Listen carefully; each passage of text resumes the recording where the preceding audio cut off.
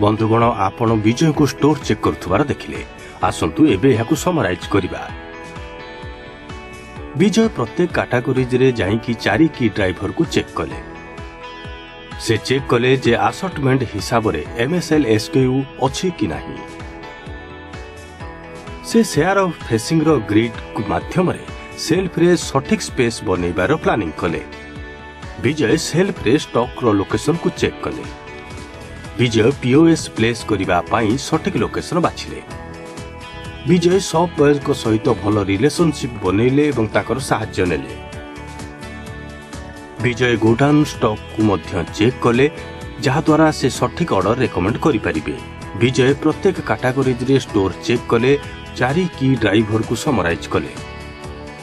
सबु कैटेगरीज एवं godown check करिबा परे विजय समराइज कले जे से केउ केउ विषय रे रिटेलर को सहित डिस्कस करिवे।